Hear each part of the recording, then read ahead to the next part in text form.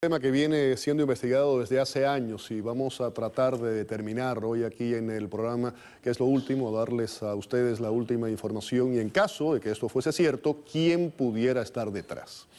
Tenemos con nosotros, hemos invitado hoy al programa, le damos las buenas noches vía Skype desde San Juan, Puerto Rico, al doctor Lajos Dasti, analista internacional experto en Medio Oriente. Bienvenido al programa, ¿qué tal? Buenas noches. Muy buenas noches a todos, gracias por invitarme. Y aquí en el estudio tengo conmigo por una parte a Joseph Hage, es analista político, además de eso director del Instituto Político Americano Libanés. Joseph, ¿cómo estás? ¿Qué tal? Y también el profesor Daniel Rivera, profesor de UM, ¿no? De la Universidad de Miami, analista político e internacional. Lajos, comienzo con usted. La pregunta, ¿asesinaron a Arafat? ¿Podemos hablar de un crimen político? Bueno, si en realidad ha sido que el polonio 210 que se le ha encontrado en el cuerpo fue la causa de la muerte en mayores dosis porque se deteriora con el paso del tiempo, ¿no?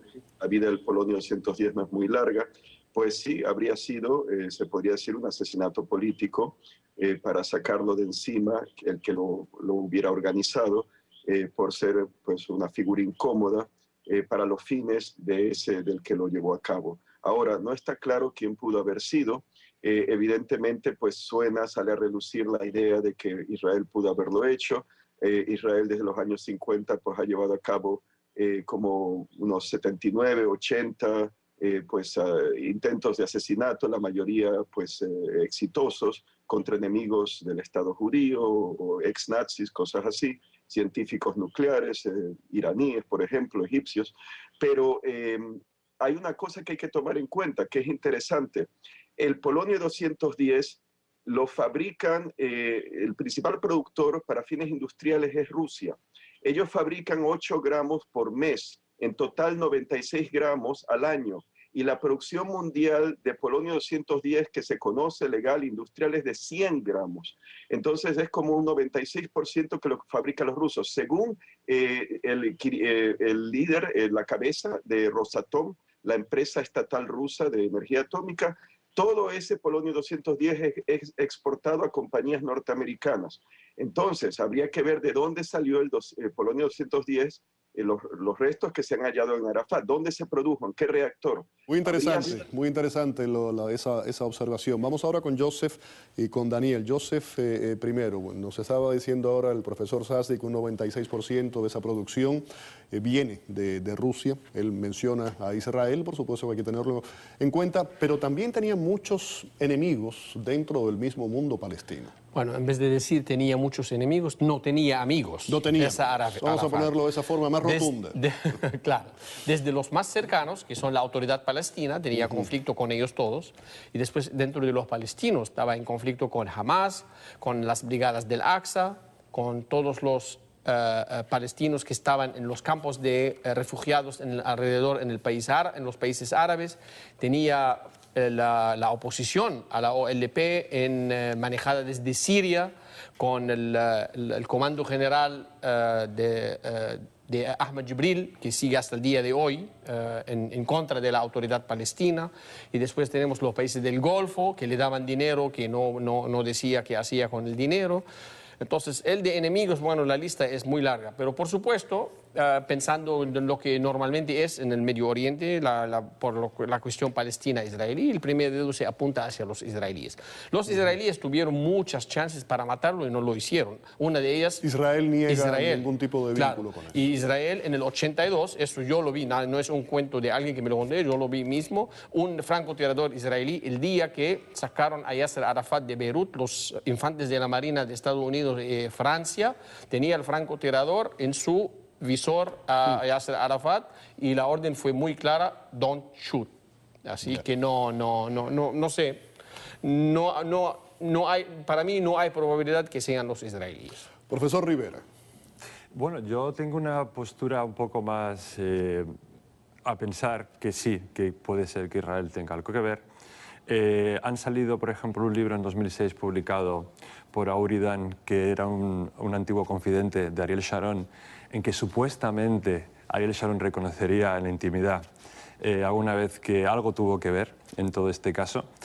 Pero bueno, no deja de ser un libro publicado nada más. Yo tampoco quiero dar eso como una prueba fehaciente, pero tenemos que recordar que Israel, por ejemplo, en 1996 intentó asesinar al líder de Hamas en Jordania, a Khaled Mashal, y utilizando técnicas, pues infiltrando un operativo israelí en Jordania, no abiertamente, no con armas, sino también con veneno, utilizando un spray, etcétera, etcétera.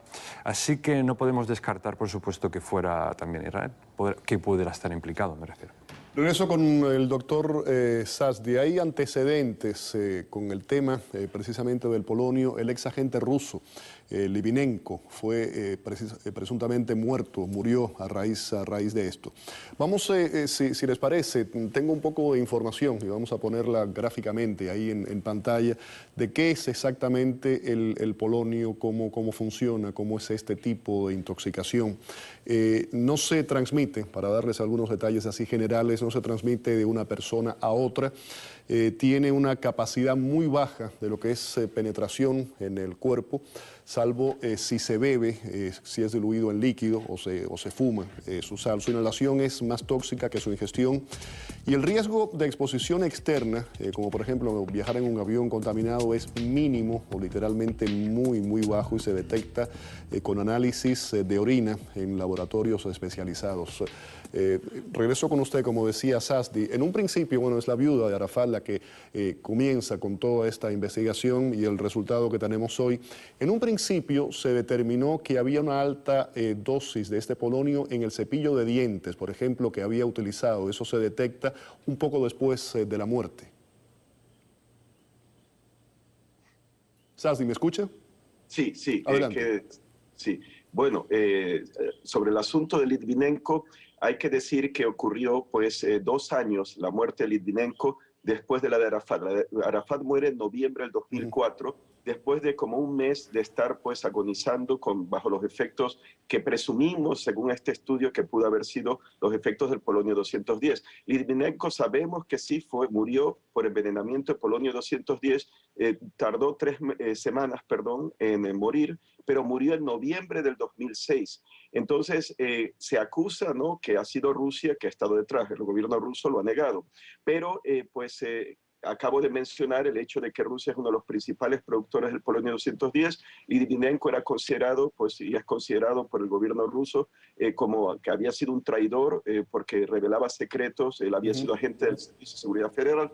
Entonces, ¿podría haber sido acaso que la muerte de Litvinenko, tan evidente, con una dosis tan fuerte que contaminaba a todos los que estaban alrededor tomando té, porque parece que lo envenenaron poniendo polonio 210 en el té de Litvinenko en un hotel céntrico de Londres, que esto habría sido como una especie de bofetada y de venganza por el hecho de que quizá Estados Unidos habría usado bajo George W. Bush polonio 210 importado de Rusia para asesinar a Arafat, o lo habría suministrado al Mossad. Eso es todo puramente especulativo, lo reconozco. Pero de haber habido un asesinato de Arafat, George W. Bush habría estado de acuerdo y Sharon también. Así que ahí, claro, es un campo que es muy nebuloso, pero mi teoría, y es solo una teoría, los rusos habrían, el gobierno, despachado a Litvinenko, no solo por considerarlo un traidor, pero también como darle un mensaje, una señal a los occidentales. Vamos a decir ahora a los 5 ojos, porque la Gran Bretaña es parte de ese club que ya sabemos por el escándalo de la NSA, que espían al mundo, un club exclusivo de las 5 potencias anglosajonas. También se ha dicho, el jefe de la Agencia de Energía Atómica Rusa, que los canadienses producen en sus reactores CANDU, que así se llama el tipo de reactor, pueden ser capaces de producir polonio 210. El gobierno canadiense, la empresa, que fabrica esos reactores, lo negó rotundamente, pero podría ser posible. ¿Pudo haber venido el polonio de esa fuente? Ahí está la pregunta. Pero sí, no se debe descartar que o Israel lo hizo o Israel lo autorizó y fue George W. Bush, que claro, pues consideraban los republicanos y la gente que estaba en el gobierno de Bush en aquel momento, Arafat como un líder terrorista, que era un obstáculo para la paz. No olvidemos que Arafat estaba liderando la segunda intifada, el segundo levantamiento contra los israelíes, ¿no?, la ocupación de los territorios ocupados. Entonces, con la muerte de Arafat, yo diría que vino a un fin esa segunda intifada y vino Mahmoud Abbas Abu Mazen, que ha sido pues un líder palestino, yo diría más acomodaticio a los intereses de Estados Unidos, que le da también financiación. Claro, de todo esto es especulativo, ¿no? Pero es no, una pero idea. muy interesante esa información que nos estaba dando. Vamos a terminar ya. Joseph y Daniel, por lo que nos estaba diciendo ahora, Sazdin menciona a Rusia, habla de George W. Bush, se mencionó a Israel. ¿Esta investigación hacia dónde se dirige? ¿Esto puede destapar la caja de Pandora? Puede ser, porque yo estoy hablando de probabilidades, porque Claro. para mí yo digo que algo de los palestinos, ellos mismos tienen que ver con eso, por la simple razón que después de la muerte de Arafat, perdieron la autoridad palestina, perdieron a Gaza entera, porque Arafat tenía a Gaza más o menos bajo control, negociaba con los israelíes para controlar los misiles cuando él quiere, cuando él no quería, mientras ahora ellos hacen lo que ellos quieren. Entonces, digo, hay muchas especulaciones, hay muchas teorías. Todo lo que sabemos ahora que lo más probable es que haya muerto del polonio. Más que eso no sabemos nada. Entonces, la teoría que dijo Daniel es válida, lo que yo digo también es válido, lo que dijo él también es válido. Todos son teorías muchas, hay que ir por todas las vías y a ver a dónde llega. Profesor Rivera, termino con usted. Bueno, pues primero habría que desenterrar el cuerpo de nuevo, habría que hacer una investigación a fondo, porque solo son objetos que se han encontrado que no eran órganos o tejido, ¿no? Eran objetos. Y efectivamente... Como decía Sassi, además, a través de los años puede desaparecer la cantidad de polonio que había en el organismo. Luego, por ejemplo, tenemos el caso de la investigación internacional de Rafik al-Hariri, que llevan años en un proceso larguísimo de investigación y tampoco está dando un resultado que apunte a ninguna parte. O sea, son temas muy difíciles de dilucidar. Él apuntaba el polonio, ¿no? Ese transporte, de dónde sale, a dónde va, llevar eso, o sea, conocer el camino que una sustancia así puede llevar, aunque sea muy reducido los países que lo producen, es yo creo que muy complicado, y más relacionar cómo ese polonio llegó a las manos de alguien dentro de Al-Muqata, que es el castillo, bueno, la fortaleza donde él estaba, y quiere decir que tiene una seguridad, ¿no? Arafat tenía una seguridad probablemente de las mejores de la región. ¿Cómo se llega a él? Ya no solamente quién lo hace, sino cómo se llega hasta él. Luego, claro, el polonio es algo que con una gota se pone en un vaso. Claro, es muy pequeño para cargar, para transportar. Para transportar, en fin, es realmente, yo creo, un caso muy difícil y sinceramente no va a ir a ninguna parte, porque... No va a ninguna parte. No creo. Eso pienso yo también. Sí. Eso es un muy buen cuento para las teorías conspiratorias ahora, de todas. Todas válidas, todas sirven porque no hay evidencias. Un tema apasionante, sin duda. Claro. Sí, Muchísimas gracias a los tres por haber estado aquí en el programa y haber formado parte de esta información, ¿no? Vamos a la pausa. Al regreso aparece el caballo extraviado de Sweetwater. Ahí lo tienen. Además se revela que el exalcalde de esa ciudad llegó a tener unos 40 autos en una peculiar operación de compra y venta de vehículos. Y más adelante, el gobierno de Cuba, el régimen de La Habana, pone mano dura a los negocios privados y continúa reprimiendo a la oposición. Volvemos con la información.